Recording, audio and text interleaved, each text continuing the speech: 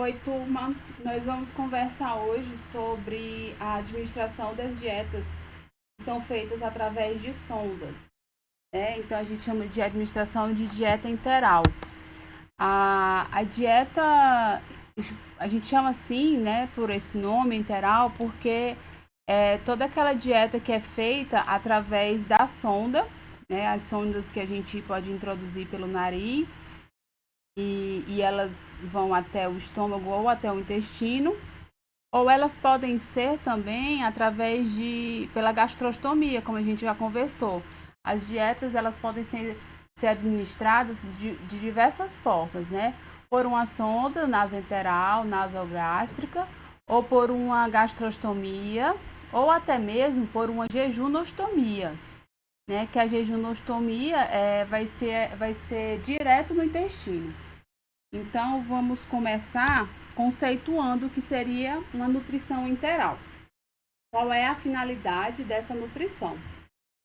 A nutrição enteral vai ser um tipo de tratamento destinado a idosos ou indivíduos de maneira geral que não podem ou não conseguem se alimentar pela boca.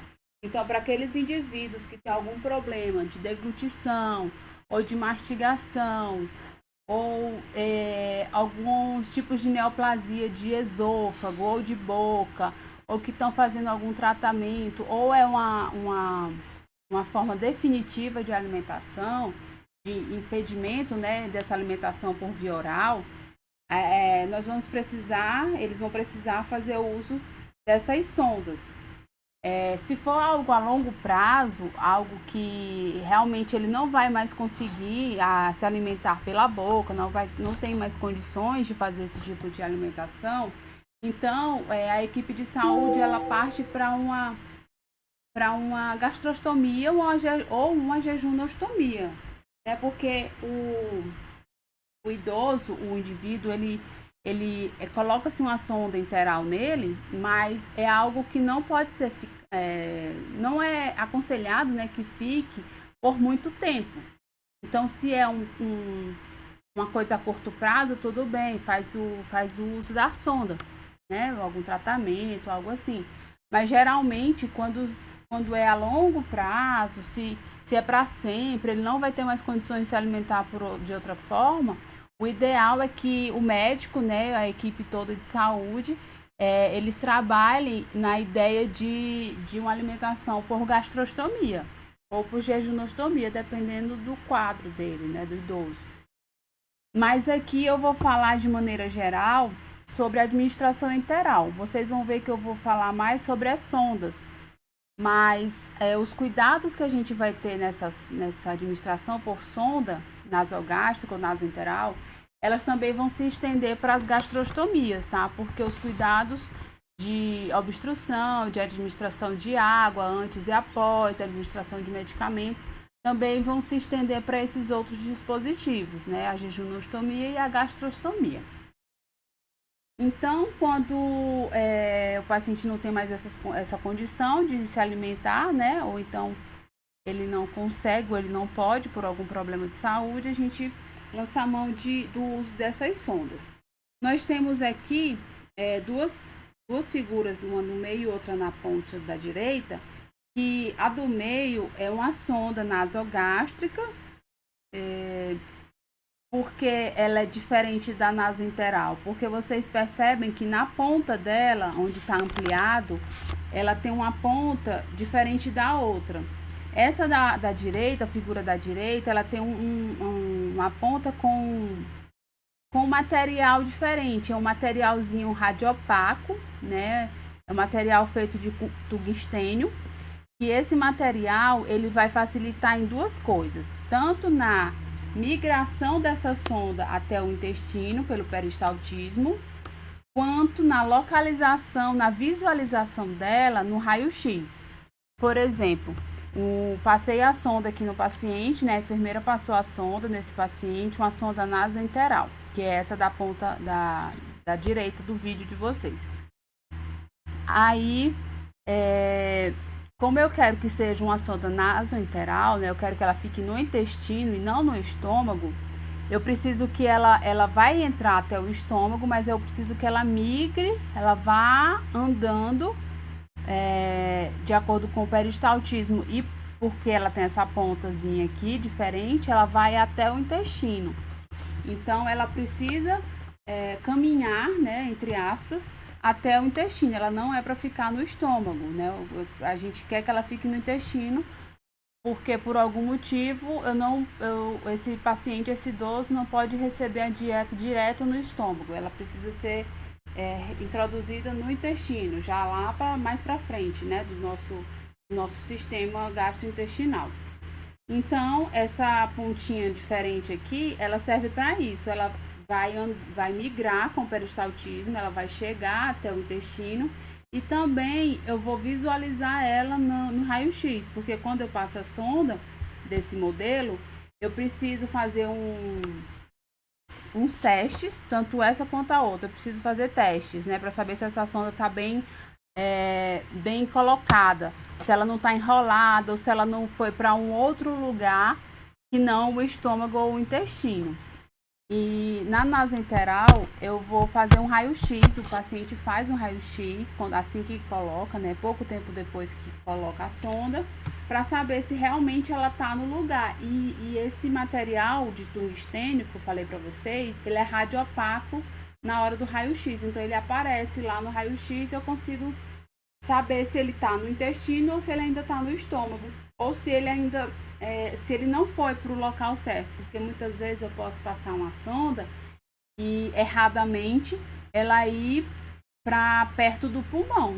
Então é por isso que a gente tem que fazer alguns testes quando se passa uma sonda, né? A enfermeira sempre faz o teste, a gente faz os testes para saber se essa sonda está bem localizada, para poder só depois de comprovar a sua localização direitinho é que a gente pode fazer as dietas, tá?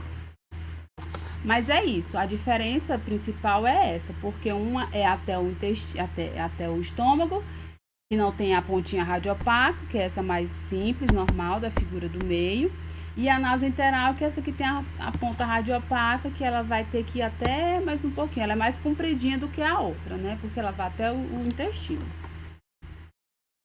E quais são as indicações para o idoso fazer uso desse tipo de dieta, né, da sonda enteral? Algum tipo de comprometimento nutricional, quando ele não consegue comer, não consegue se alimentar, e aí isso já está levando a um comprometimento nutricional nele, já está ficando debilitado, desidratado, até desnutrido. Então, ele precisa se alimentar de alguma forma e ele não consegue. É preciso que a gente passe a sonda, a equipe, né, de enfermagem vai passar essa sonda para ele poder se alimentar. De algum jeito ele tem que comer.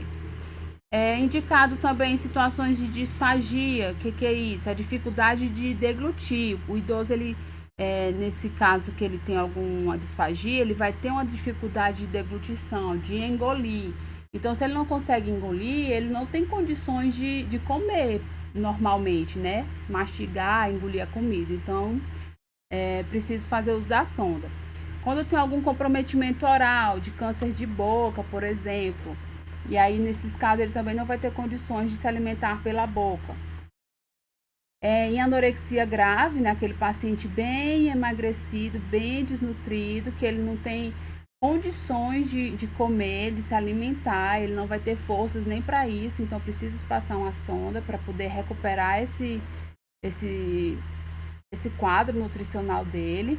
Em casos de náusea e vômitos graves, pacientes que têm um quadro muito grave de náusea e vômito que não consegue comer de jeito nenhum.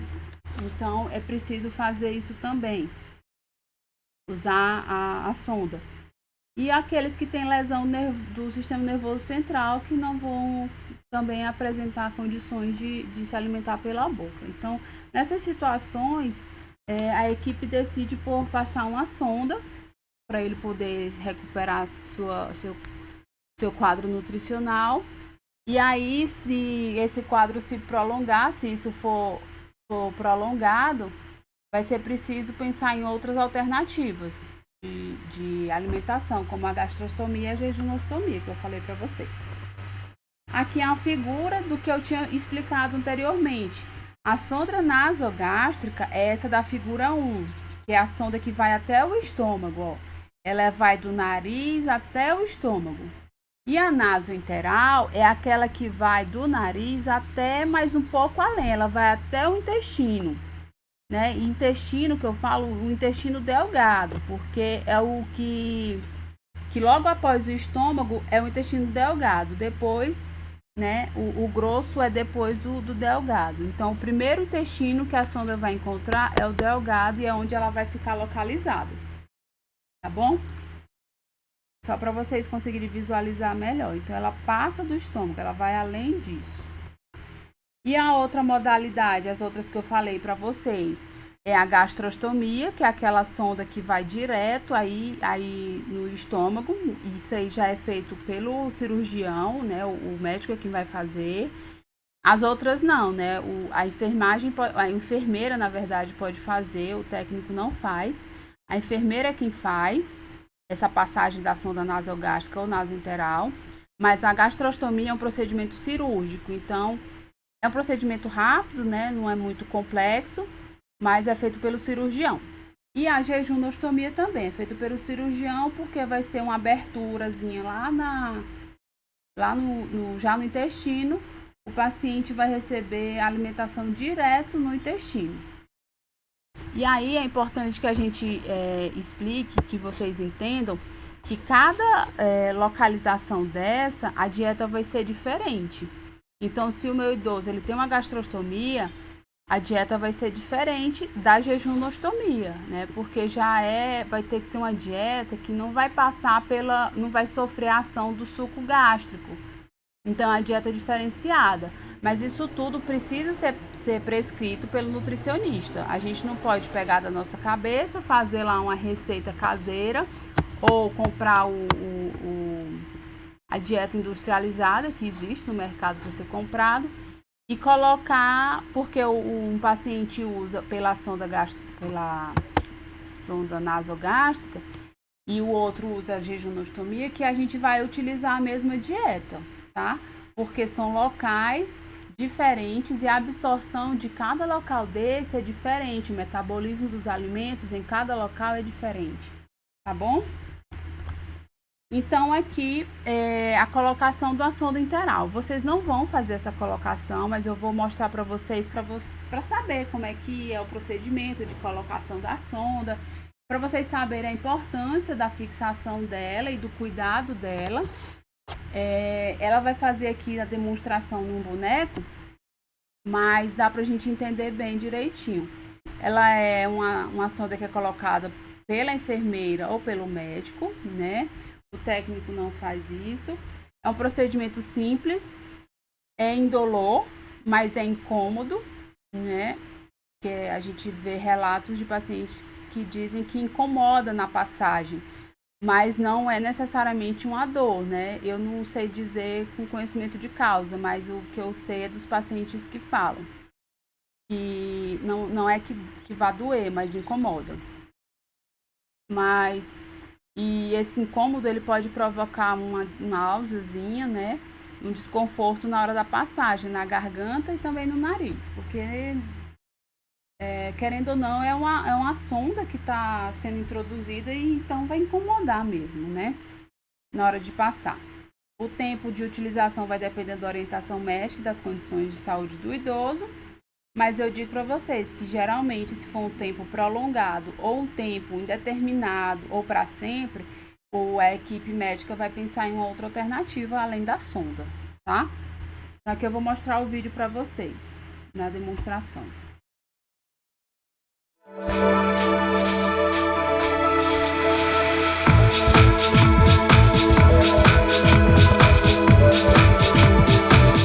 Higienize as mãos com água e sabão ou álcool a 70%.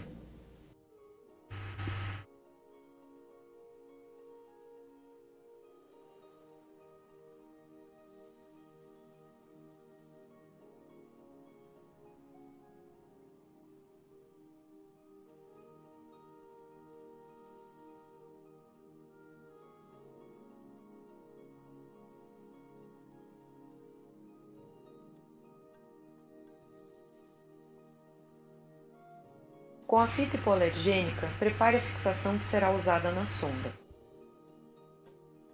Corte um pedaço da fita.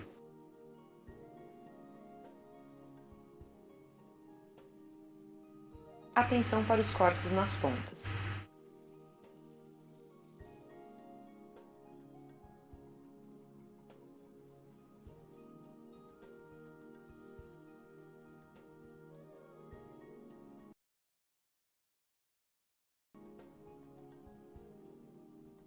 Dobre o centro da fita.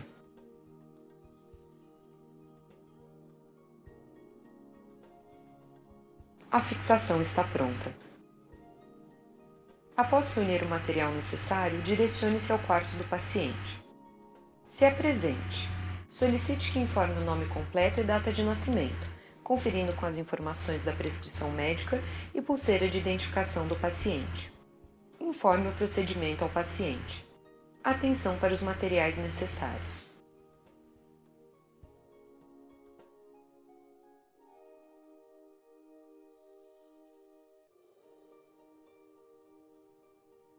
Coloque a máscara cirúrgica.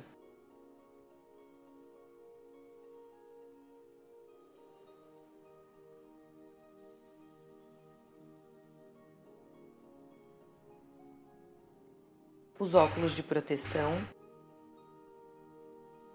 Abra o invólucro da sonda.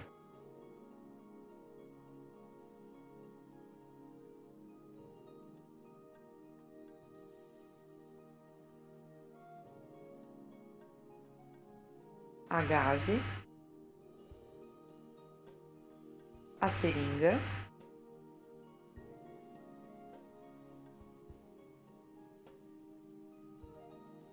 o soro fisiológico. Umedeça a gaze com soro fisiológico.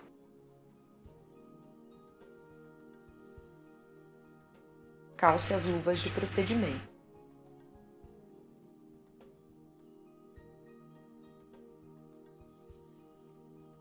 Certifique-se que o paciente está sentado ou com a cabeceira elevada.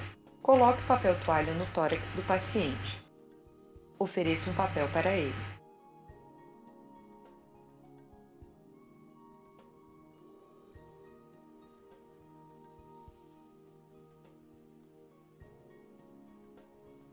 Limpe as narinas com solução fisiológica e gaze não estéril.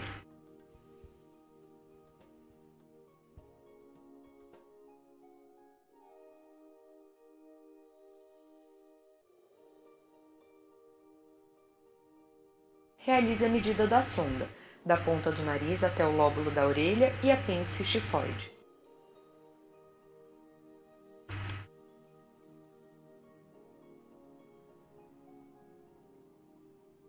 Faça uma marca na medida com caneta apropriada.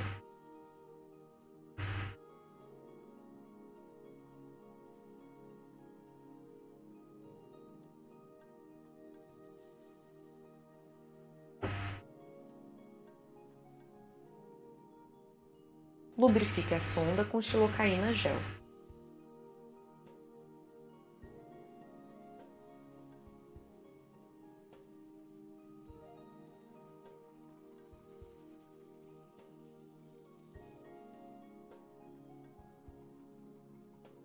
Realize a flexão da cabeça do paciente se possível. Oriente o paciente sobre o início da passagem da sonda. Peça que auxilie realizando os movimentos de deglutição. Introduza a sonda, através de uma das narinas até a marcação.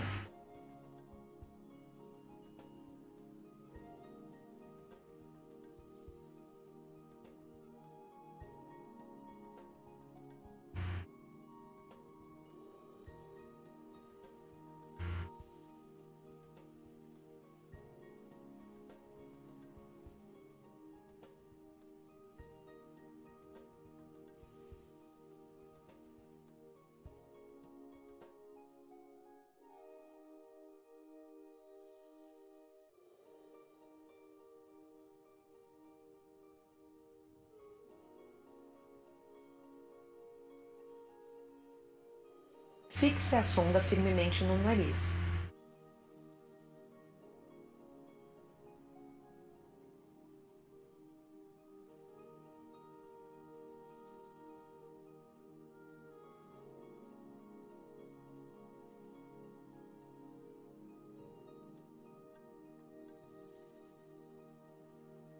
Aspire 20 ml de ar na seringa.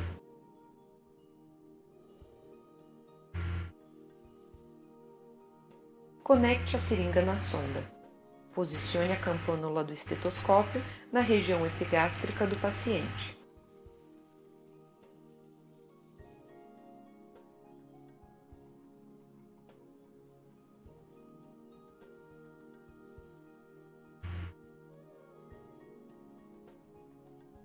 Injete o ar rapidamente pela sonda e concomitantemente realize a ausculta.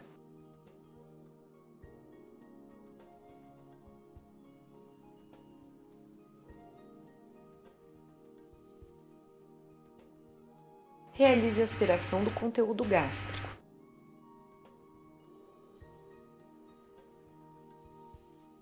Posteriormente, feche a sonda e finalize a fixação com a fita hipoalergênica.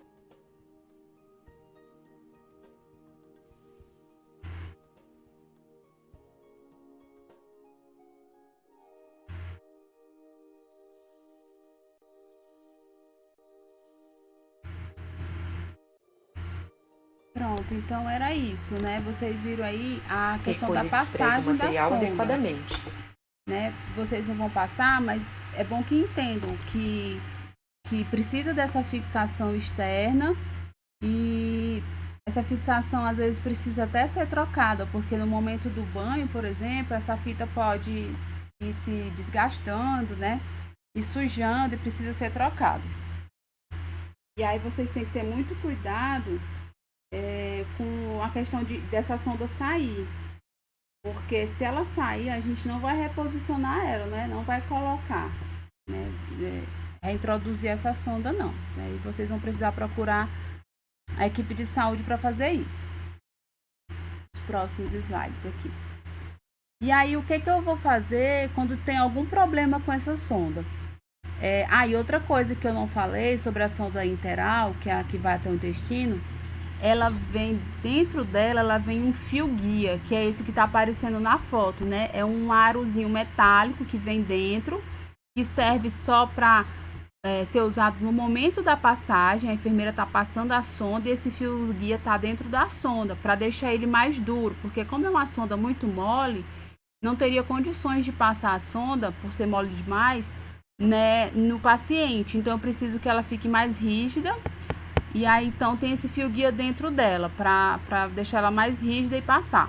Quando passa a sonda, a enfermeira passou a sonda, fixou ela, confirmou que está no local, aí esse fio guia é retirado, porque com ele dentro, não dá para fazer a dieta, né? Então, ele precisa ser retirado e guardado, tá? É importante que isso seja guardado, porque em algum posterior momento, ele pode ser reutilizado por algum motivo. Então, o que eu vou fazer quando eu tenho algum problema com a sonda?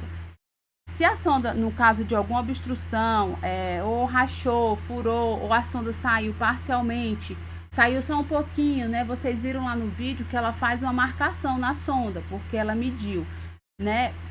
Antes de colocar, ela mediu que do nariz até a orelha, e da orelha até o apêndice tifoide, que é ali mais ou menos onde começa onde se chama aqui a boca do estômago, né? E então essa medida é importante. Ela mediu lá com a caneta, que é para a gente saber que por dentro do paciente a sonda está percorrendo todo esse percurso, né? Está percorrendo todo esse caminho. E aí, se a gente perceber que essa marcaçãozinha da caneta ou com o esparadrapozinho tiver muito para fora, eu vou saber que essa sonda ela saiu parcialmente, né? Então, essa marcação é importante, a gente tem que ficar atento a isso. Então, se nesses casos, obstrução, rachadura, furou ou saiu todinha ou saiu parcialmente, então eu preciso procurar uma unidade de saúde, né? Um serviço de saúde para poder a enfermeira recolocar essa sonda, né? E o que eu falei, precisa se guardar esse fio guia, porque ela vai ver a necessidade ou não de reutilizar o fio guia para poder fazer a recolocação da sonda. No caso de obstrução da sonda, por ser uma estrutura fina, né, uma sonda fina, ela pode obstruir com facilidade, né? E com isso vai impossibilitar fazer a administração da dieta por ela. Então é importante que para isso não acontecer, a sonda a gente tem que sempre injetar pela sonda, né, com a seringa, de 40 a 50 ml de água filtrada, sempre antes e após a administração da dieta ou de algum medicamento. Então é importante, para que essa sonda não fique entupida, eu fazer a lavagem dela com água filtrada através de uma seringa. Eu vou injetar essa água filtrada na sonda antes e depois que eu fizer uma dieta ou algum medicamento que eu vá fazer pela sonda. Porque já que o paciente não consegue engolir, todos os medicamentos eles vão ser feitos através da sonda também, sejam eles comprimido ou líquido. Só que no caso do comprimido, a gente vai primeiro triturar ele, como eu falei na aula de medicação, que eu passei para vocês, a aula lá de medicamentos, vias de administração, a gente tem os trituradores. Então, eu vou triturar esse comprimido, deixar ele só o pozinho, diluir em água, aspirar com a seringa e injetar pela sonda, porque aí não tem condições de fazer um comprimido inteiro. Então, a gente vai precisar triturar ele e diluir em água. E sobre as dietas, nós temos 2 tipos de dietas que a gente pode fazer pela sonda. Isso aqui tudo tem que ser prescrito pelo nutricionista, né? Tanto essa caseira quanto essa industrializada, elas têm que ser como se fossem receitas mesmo, são prescrições feitas pelo nutricionista. Que é o que? Nós temos 2 tipos, a caseira ou a artesanal e a industrializada. A caseira vai ser aquela que é feita, né, preparada em casa com os alimentos na sua forma natural, que vão ser liquidificados e coados. Importante que eles sejam coados, porque eu não posso ter nenhum tipo de resíduo nessa sonda, porque isso vai facilitar com que ela fique obstruída, né? Então, como eu falei, a receita deve ser toda orientada pelo nutricionista, não é coisa da nossa cabeça que eu acho que eu tenho que botar. Eu acho que eu tenho que usar 2 cenouras, uma batata, um pouco de leite, ovo. Não, isso aí vai ser uma receita que o nutricionista vai passar e a gente vai fazer de acordo com o que for prescrito. E a industrializada é aquela dieta que já vem pronta, já é balanceada, já possui todos os nutrientes necessários dentro do seu frasco. Ela pode vir apresentada sobre a forma de pó, que aí vocês vão pegar o pó e dissolver e liquidificar, né, em água, ou ele já vai vir na forma líquida, pronta para ser administradas, né? Pronta para vir, eles vêm como se fosse em caixas de leite, por exemplo. Existem vários tipos de embalagens, né, da líquida, da forma líquida. Vocês só vão colocar no frasco de dieta, porque para fazer a administração da dieta tem que ser utilizado um frasco próprio ou uma seringa. Geralmente a gente utiliza o frasco próprio para dieta.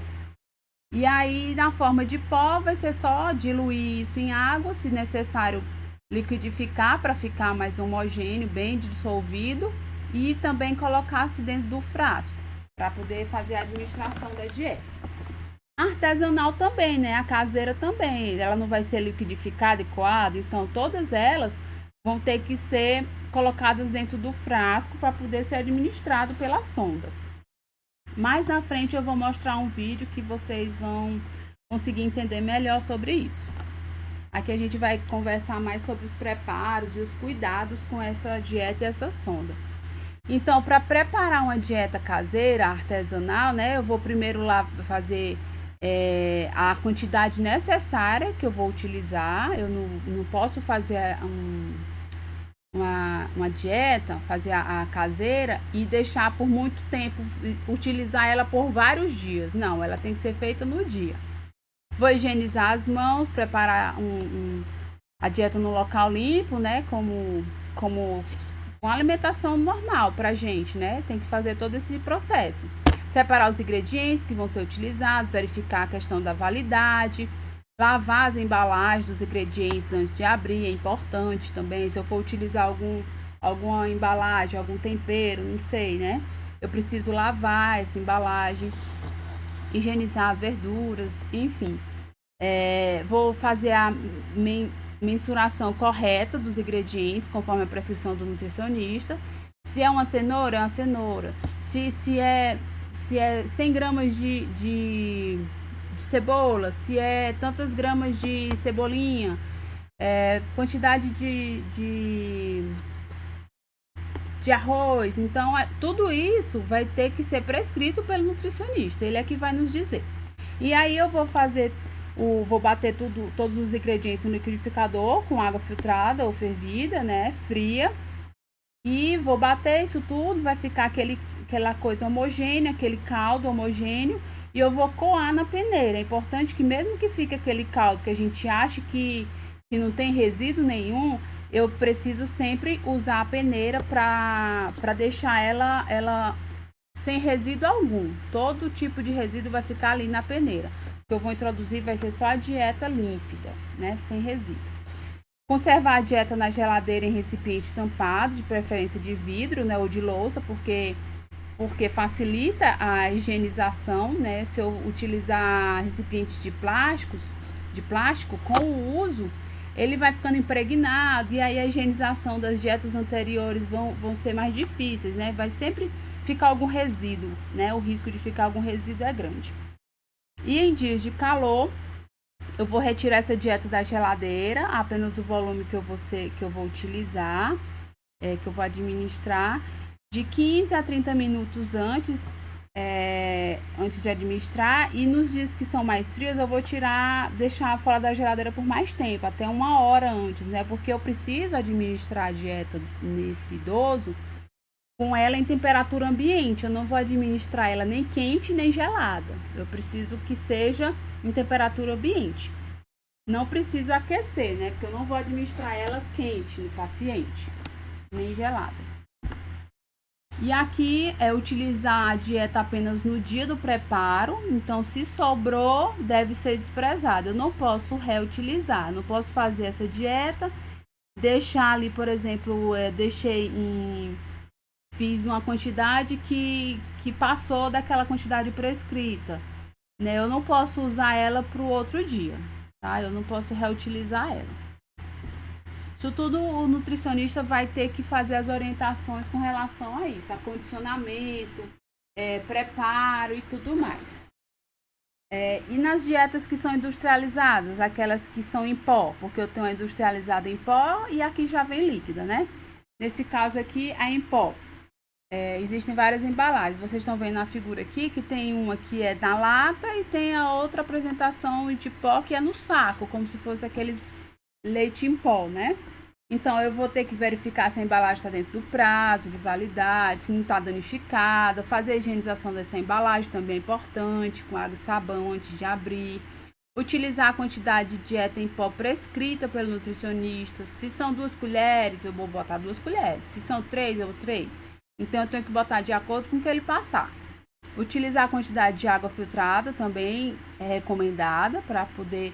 Porque se eu coloco menos, ela não vai dissolver, ela não vai diluir corretamente. Se eu colocar demais, ela vai perder algumas propriedades. Então, tem que ser a quantidade que está orientada. Preparar apenas a quantidade que vai ser utilizado ali imediatamente. Eu não vou preparar a dieta do almoço e a da janta na mesma hora, mas a do almoço eu vou dar agora, né?